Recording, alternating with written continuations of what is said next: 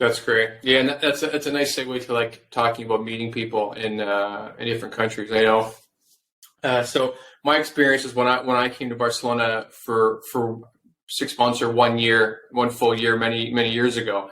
I remember I was on my own, and there was no one when you guys came and visited me. I think in October. I just moved there in August, and like I was still struggling to meet people. So I remember when I first arrived. I was pretty happy. Like I found a pretty cool place. I had to live with a French guy who him and his buddies used to continually do cocaine and MDMA and would go out at like random hours of the night and come home like screaming. I don't know what was happening. Perfect housemates.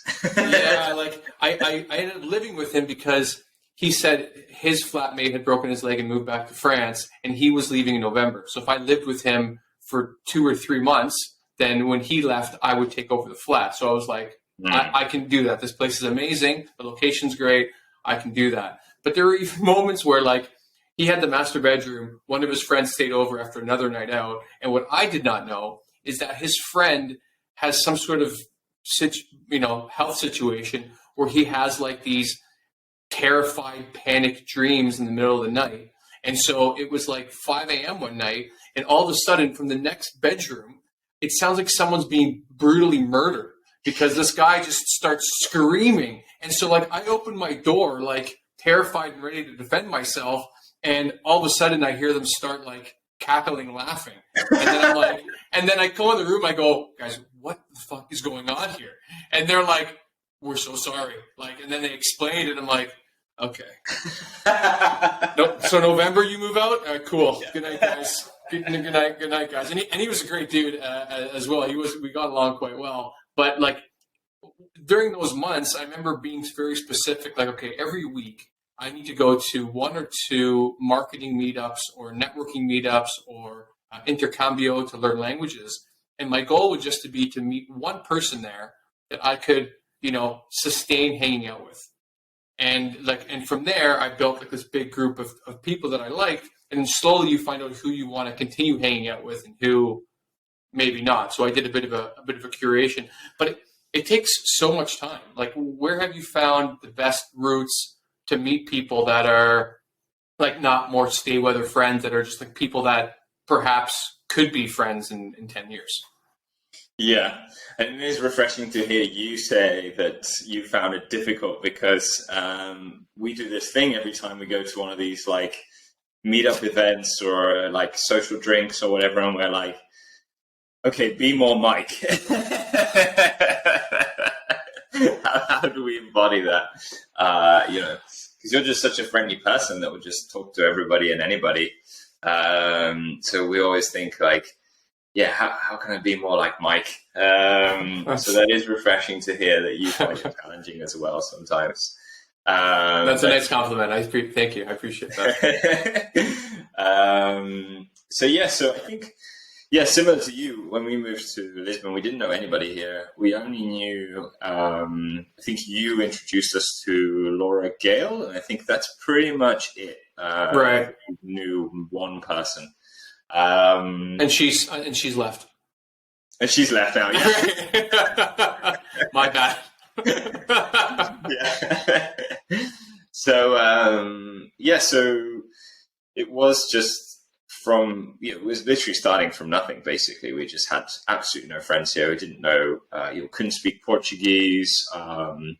We didn't know anybody. And so, I do find those meetup events just incredibly awkward. I just think that it's just very, I don't know, you're just having the same kind of conversations again and again, and it's just very hard to break through that barrier of, you feel awkward. You're like, you're going in, you're interrupting different groups of people that are talking.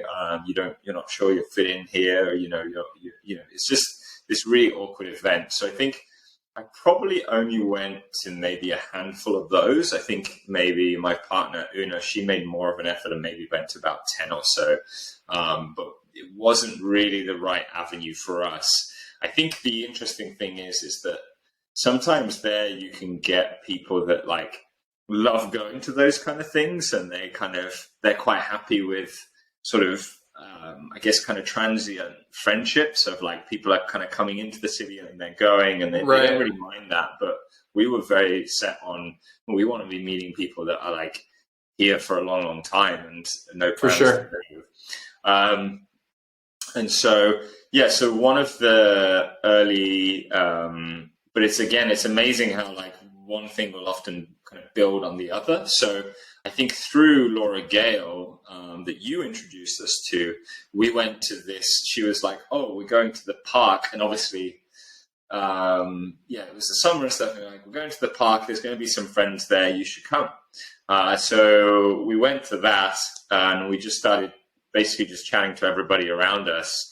And through that, we met, I guess, the next handful of people that we started to hang out with. Great. One of the guys in particular that I started chatting to my left was this guy, Sean.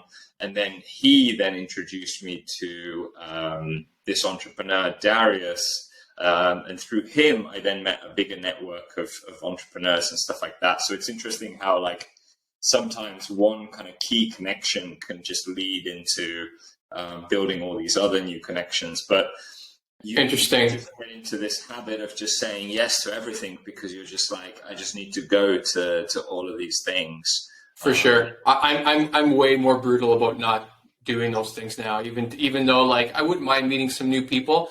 But it's interesting what you just said made me think that if you move to a city and maybe maybe you're a doctor or an accountant or like you move to work into a company, those people probably find immediate friends in their workplace, right? Like it's you're essentially on the front lines of whatever business you're working, and there's a camaraderie that's built in. Whereas if you're an entrepreneur and you're kind of working from home, you have to make more of an effort to go to like a co-working spot, or which me I don't really want to do that. Just go to more events to meet entrepreneurs, and it's a little bit more difficult. But I think maybe you can meet people that perhaps could be more lifelong friends because they're in a similar journey to you. There's more shared interest from the start, and I think they're maybe more open to connecting. Like we've discussed this. You've seen some issues in entrepreneurship where like you find or entrepreneurs where you find like, okay, like that person's like more fringe, or they're more crypto bro. For lack of a better term, like any of these things, there's better or worse avatars in these communities. But like, if you walk into a group and all of a sudden you hear someone say like, "No, man, it's the future," you're like, "I'm getting out of here. I'm getting out of here." Doing a 180. Yeah, 180. The funny part is like, I will talk to a lot of people when I enter those networking scenarios, but I can also be pretty discerning because I've been to a lot of them, and I don't know if I'm right or not, but I kind of make a lot of quick judgment calls. Like even I've done a lot of like improv classes and stuff like that. And the famous thing about improv is that like you'll always meet like incredible, amazing people in these classes, but there's always a couple nutcases that are there that you kind of have to be wary of, but they show themselves quite quickly. So even in that, I would go to like the Internations events in Barcelona and in Lisbon. And the way for me to pick out people that I wanted to hang out with is because a lot of these events, there are a lot of like older and a little bit awkward people that are there that enjoy going to these things. Like I kind of go for a purpose. I don't like really enjoy them that much. But if I can kind of scan a room and I can find other people who look uncomfortable to be there, I'm like, okay, I'm going to talk to them because we might have more in common to talk about. And it's worked out like a lot of times where I'd go around like collecting the people who felt like I gotta get the fuck out of here, and I'd be like, "You guys want to get the fuck out of here?" and then we would go and get a drink somewhere and just have like a great time. So it's like there's a bit of snobbery in that, but it's it served me well so far. That's funny. Yeah, that's funny. Yeah, you have to you got to develop some skills going to those things, and like I think one of them is like bouncing from conversations really quickly and effectively, right? Because right. I think that's the problem that Una has when she goes to them. Is like she's just too polite, so she won't like leave a conversation that she was done with like half an hour ago. And sometimes I'll look over. It's hard. Like, I just need to go and rescue her somehow because I can tell that she's having an awful time. But yeah, I mean, I remember a friend just like very sort of, yeah, I think liberally using the like, oh, I'm going to go get a drink, I'll see you in a minute, or you know, I'm off the toilet, I'll see you in a minute, like just kind of anything that'll just like, right, just like any excuse to kind of circulate around without being rude, you know. But yeah, right. you know, there's probably some. I like your technique of like you're like circling around the outskirts, picking up the people that are not chatting to anyone. That's funny. oh man. Yeah, because they can't really be like that. We're like, I need to get out of here, and I definitely get stuck in conversations that halfway through my brain has left my body, and I'm not really even sure I know what I'm talking about anymore. Like my brain just knows that if they're smiling, I'm like, yeah, it's time to go. Like, what's the famous one I heard somebody say once? Like, when you're talking and they're like, okay, man, I'm going to let you go. I need to go. Like, they were doing me a favor. And I was like, genius. This person is a genius. I'm taking this with me for the rest of my life. And they've read the situation. Yeah. Okay, I'm going to let you go. Yeah. Instead of like, I'm going to run out of here because your story about your dog is killing the life in me.